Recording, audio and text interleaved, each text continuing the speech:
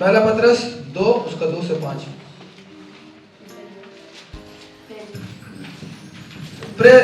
First Peter 2 उसका 2 से 5।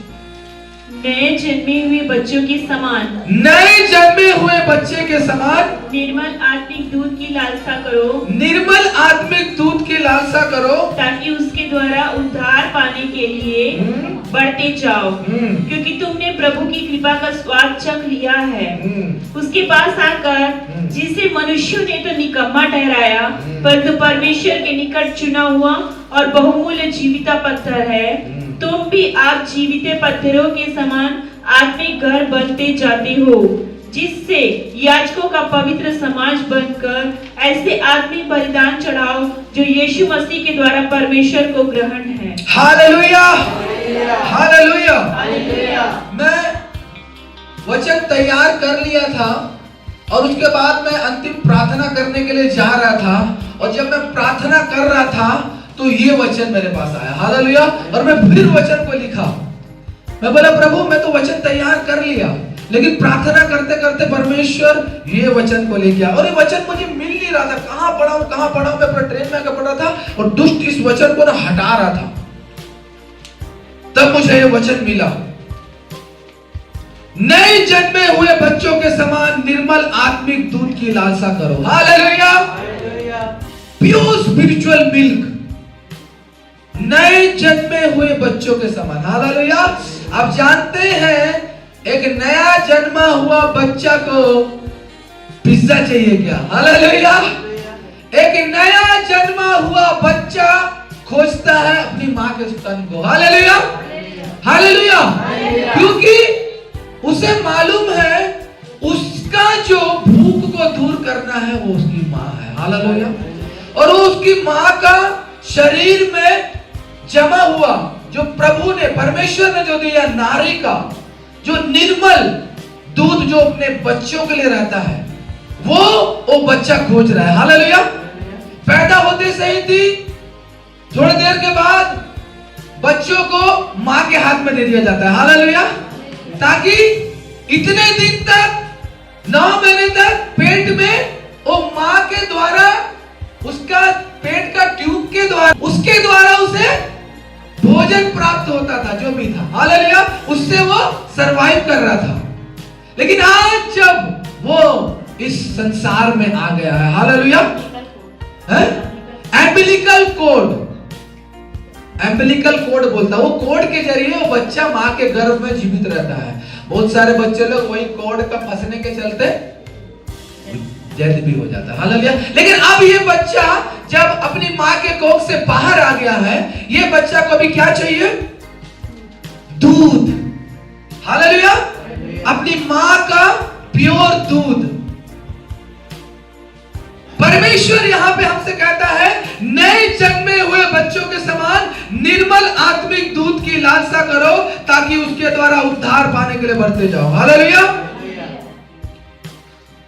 परमेश्वर हमें एक नए जन्मे हुए बच्चे के समान आत्मिक निर्मल दूध का लालसा करने के लिए बोल रहा है। हालेलुया।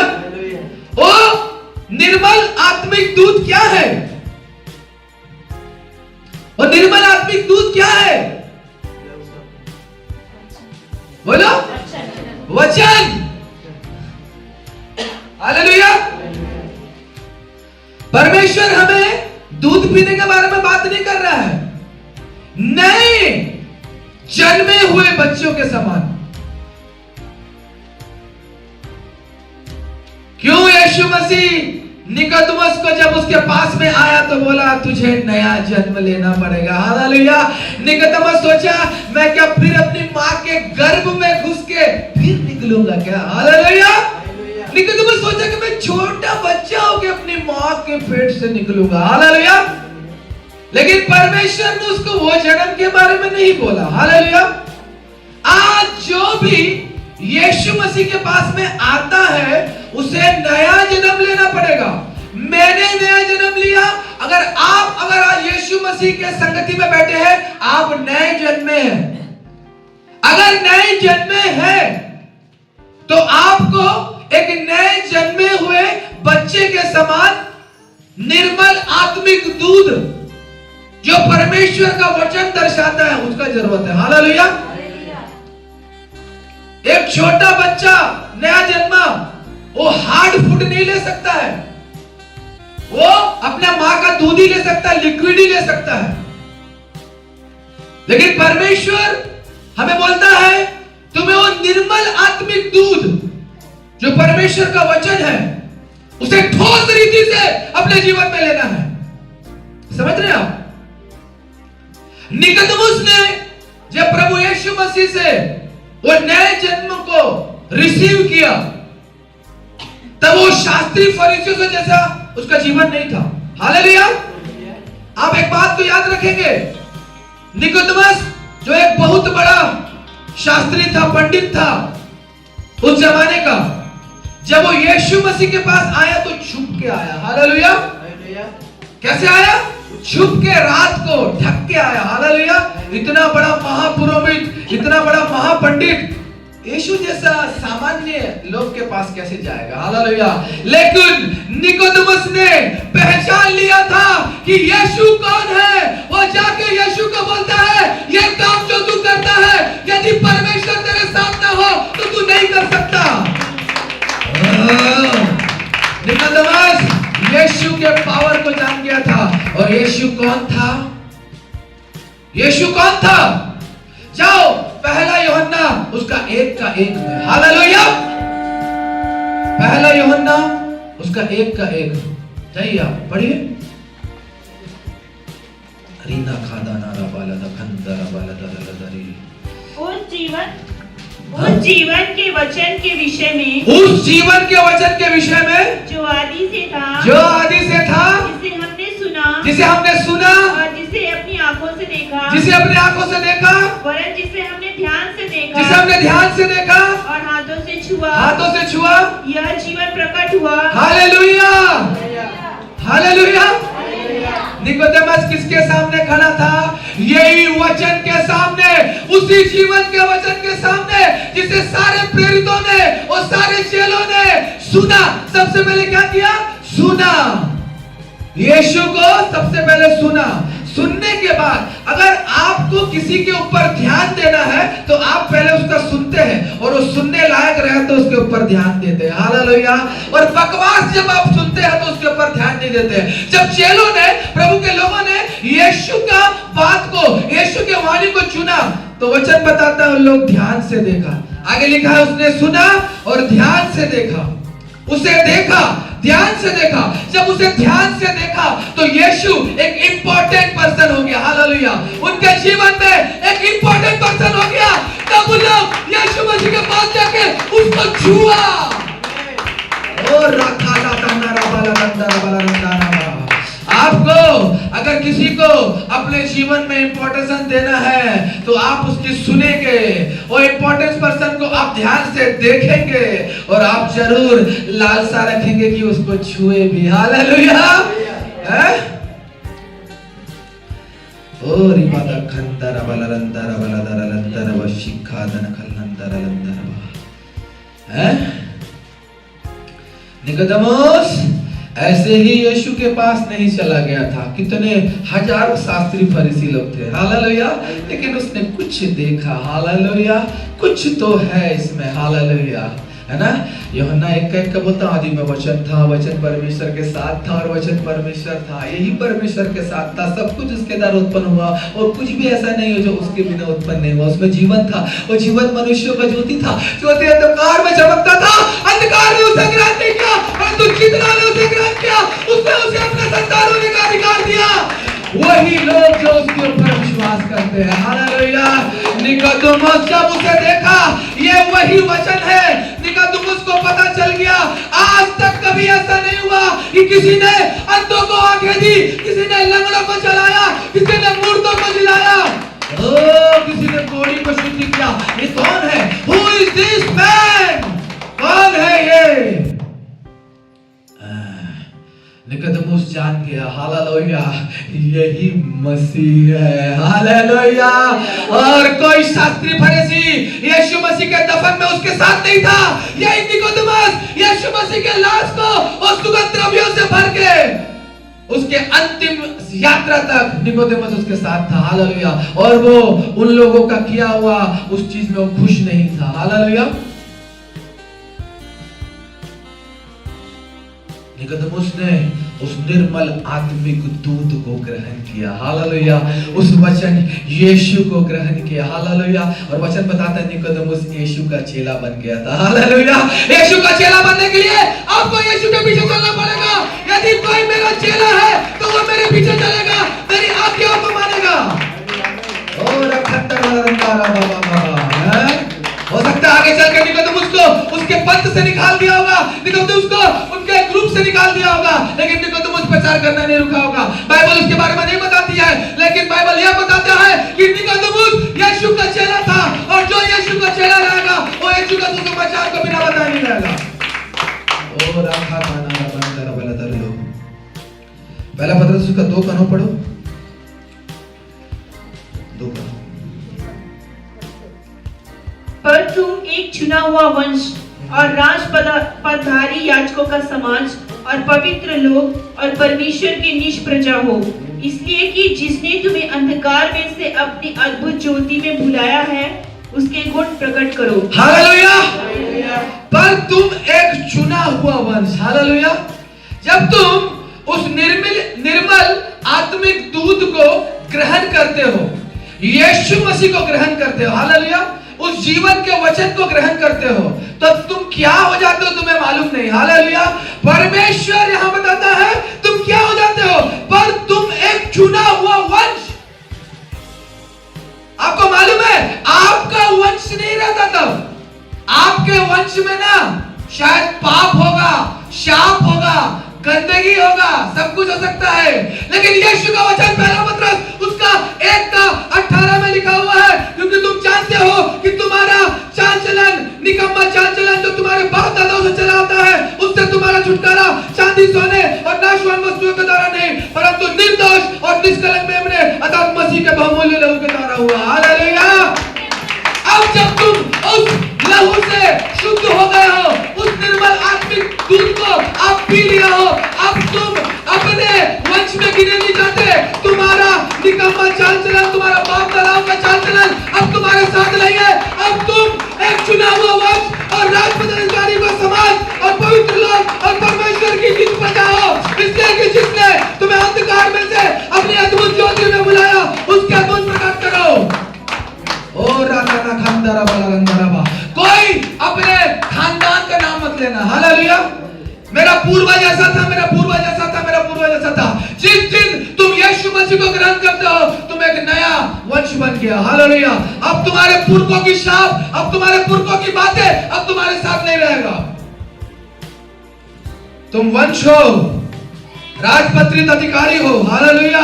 यहाँ कितना पढ़ाई लिखाई करके एक इंसान को राजपत्रित अधिकारी, आपको मालूम है ना गैजेटेड ऑफिसर बनने के लिए कितना पढ़ाई करना पड़ता है। यीशु ने तुम्हें ऐसे ही स्वर्ग राज्य का गैजेटेड ऑफिसर बना दिया है।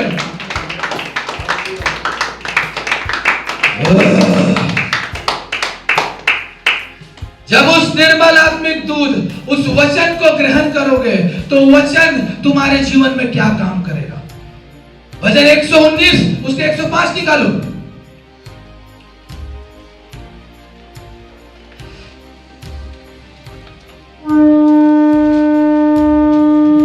तेरा वचन मेरे पाँव के लिए दीपक और मेरे मार्ग के लिए उजियाला है। तेरा वचन मेरे पाँव के लिए दीपक और मेरे मार्ग के लिए उजियाला है। यीशु मेरे पाँव के लिए दीपक और मेरे मार्ग के लिए उजियाला है। वचन यहाँ बताता है, इसलिए कि जिसने तुम्हें अंधकार में से अपनी अद्भुत ज्योति में बुलाया है उसके गुण प्रकट करो। जब तुम यीशु मसीह तुम्हारे साथ है तो तुम्हारा पाँव का दीपक है, तुम्हारा मार्ग का उजियाला है। यीशु ने कहा जगत की ज्योति मैं हूँ, जो मेरे पीछे होगा वो कभी अंधकार में न चलेगा, परंतु परमेश्वर की ज्योति को पाएगा।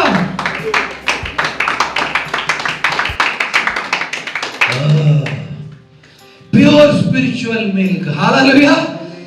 है निर्मल आत्मिक दूध यीशु देता है। हालेलुया। नए बच्चे को उसकी मां देती है और हमें यीशु देता है। हालेलुया। उस मिल्क में वो पावर है। हालेलुया। उससे क्या होता है, वचन क्या बताता है, क्योंकि तुमने प्रभु की कृपा का स्वाद चख लिया है, हालेलुया। तुमने प्रभु का उस दूध को चख लिया है? और तुम्हारे किस काम में आता है वो? तो उसके द्वारा उद्धार पाने के लिए बढ़ते जाओ, हालेलुया। जब तुम परमेश्वर के उस निर्मल आत्मिक दूध को चख लेते हो, उसका स्वाद को चख लेते हो, हालेलुया, अब तुम्हें संसार का कोई भी खाया पिया का स्वाद सही नहीं लगेगा, हालेलुया। प्रभु बोलता है जो मुझे चख लेगा, जो मुझे चखा है, उसका स्वाद कभी भी नहीं बिगड़ेगा।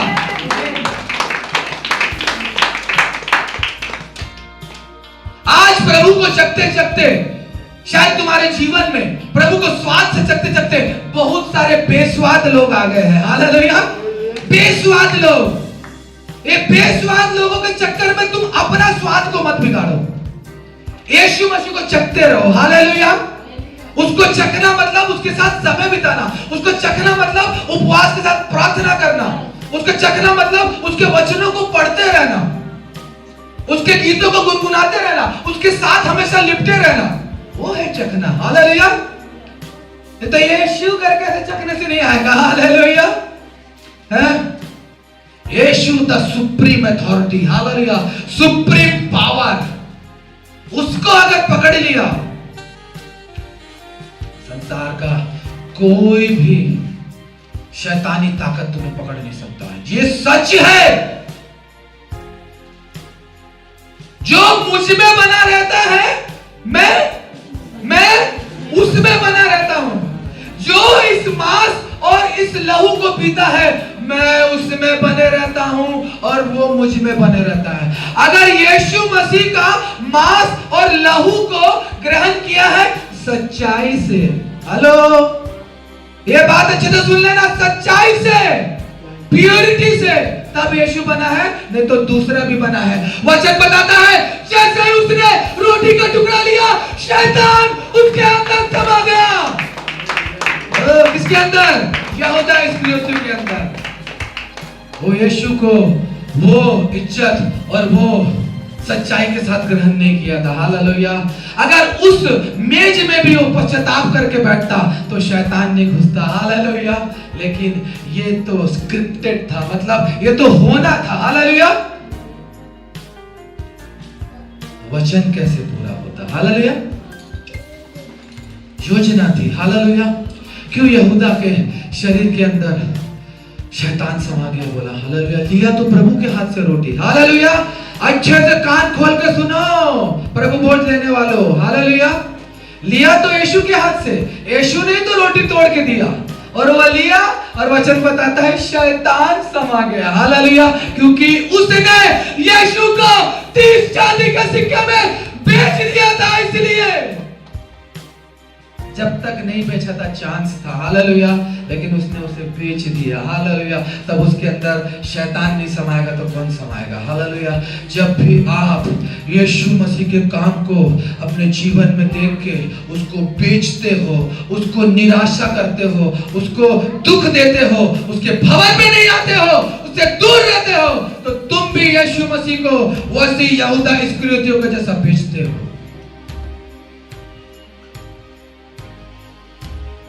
कठोर लग रहा होगा बात, लेकिन एकदम सच्चाई है, हालेलुया।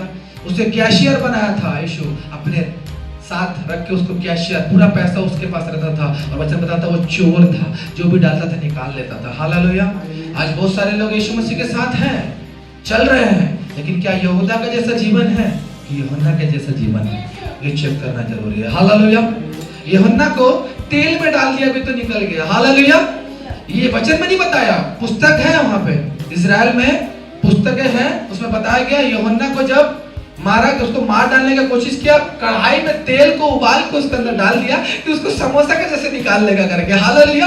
लेकिन वो गया तेल में, ऐसे लगा सब लोग सोचा कि वो समोसा काला बन के निकलेगा, लेकिन जैसे डाला उससे और गोरा होकर निकला वो क्योंकि उसके अंदर जो आग था वो उस आग को रासाई कर दिया, हालेलुया, छान के निकाल दिया। अब राजा बोलता है अब इसको सजा से नहीं मार सकते, हालेलुया। और यही एक चेला था जो अपना नॉर्मल मौत को मारा, हालेलुया। और उसको ही प्रभु ने वो सारे प्रकाशन दिखाए जो अभी अंत में पूरे होने वाले हैं, हालेलुया। इस वचन से आप सबको आशीष मिले। परमेश्वर की महिमा हो गई। हालेलुया।